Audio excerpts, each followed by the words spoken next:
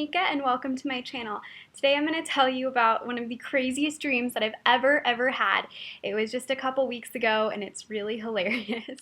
Have you ever had one of those dreams that it's just so incredibly real and so incredibly intense that you have to literally convince yourself that it didn't happen? I've had two of these kind of dreams that have really stuck out to me, and like they were just so detailed that it was like, whoa, this is weird. The first one is the most ridiculous thing ever. Like, once you hear it, you're gonna be like, you were scared of that? Well, yes, because the dream was so intense and so real that I was convinced it was real.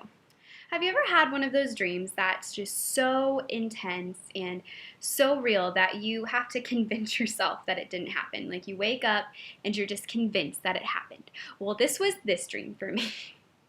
Don't judge me.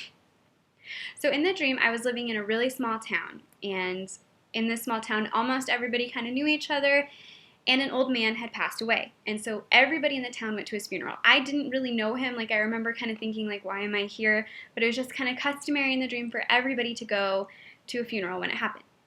And so I'm sitting there, and I'm just kind of being there. You know, you can't really enjoy a funeral, but I'm just there. And I'm sitting in my seat, and there's this girl sitting next to me.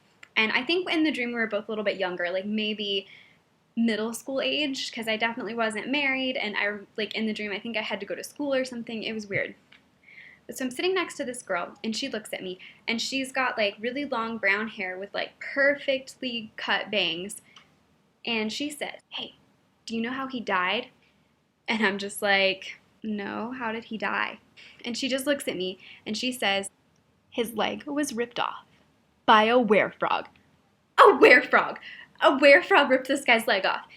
And in this dream, I'm just so logical, and I'm thinking about it, and I'm just like, that's not even a thing. There's no such thing as werewolves. How is there any such thing as a werefrog? That doesn't make sense. I'm freaking out, and I'm just like, no, he should not get eaten. He did not get eaten by a werefrog. I'll prove it to you. Come to my house tonight at midnight, and I will prove it to you. And I just say, okay, I'll come to your house tonight at midnight. And so, like, the dream kind of just meshes into me being here at her house at midnight. I have scraps with me. So I go to her house, and the door is open, and I push the door open more, like it was unlocked, not necessarily open. But I push the door open, and there's this, like, 40-pound green tree frog. It's like this big, like bigger than my arms, just sitting there. And guess what? It was the girl. She was the werefrog the whole time. So I'm just like, oh gosh, oh gosh. And then she goes and she puts scraps in her mouth. Like, you know how frogs will, like, I don't know how to explain it, but they'll just kind of eat something and its legs will stick out. If you've ever had a frog and you fed it crickets, you'll know. And so I'm panicking. I literally pick up this giant frog, and it's like this big on my body. I pick it up, and I'm holding it, and I'm fighting it, and I finally get Scraps out of its mouth, and I literally throw it into a basement and lock the door. And at that moment, I just wake up, and I'm breathing hard, and I'm like, what just happened? Is Scraps okay? So I literally run out and check on Scraps to make sure he hadn't been eaten by a frog. And I figured out it was all a dream, but it was like the most intense, epic dream that I've ever had, aside from this other one I'm going to tell you about. So this other dream, that it's like a monumental dream, like from when I was a child. I remember every detail of it because it was so scary for little girl me. So let me give you kind of a backstory. I used to be really terrified to sleep alone when I was little. So I was sleeping with my parents in their bed, which isn't that abnormal, I don't think, at 3. So I'm sleeping in their bed, and the dream starts, and I'm at a party at my babysitter's house. Now, my babysitter's name was Miss Debbie, and she was awesome. I loved being at her house, so it makes sense that I would dream that I was there. But I was with my mom at a party at Miss Debbie's house. And all of a sudden, we see on the news that there is a shark attacking houses in the neighborhood. A shark. This probably explains my fear of sharks that I talked about in my last video. I remember just everybody panicking, and they're like, okay, we're just going to wait here. We're going to wait here. We're going to be really quiet, and the shark won't get us. Well, all of a sudden, the roof gets ripped off, and there's this giant shark just chomping on the house. And when I say giant, I mean, like, if you look at a 2-story house, he was like 5 to 10 times the size of this house. He was huge. Like, he could just rip off the roof with one bite. And everyone starts running, and I remember Miss Debbie saying, okay, we're just going to let the shark eat the house. It's fine. We're just going to all leave.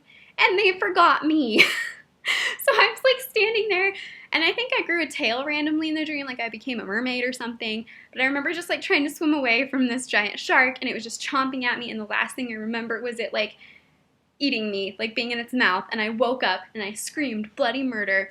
And my parents woke up, and I didn't even know how to explain to them what had happened. I was just like, I just got eaten by a shark. A shark tried to get me. So that was my childhood nightmare, was sharks. That shark, if you've seen The Little Mermaid, it looked just like the shark in The Little Mermaid. No joke.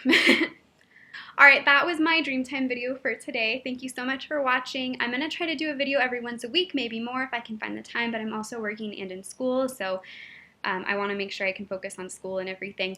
But I most definitely will have a video up once a week.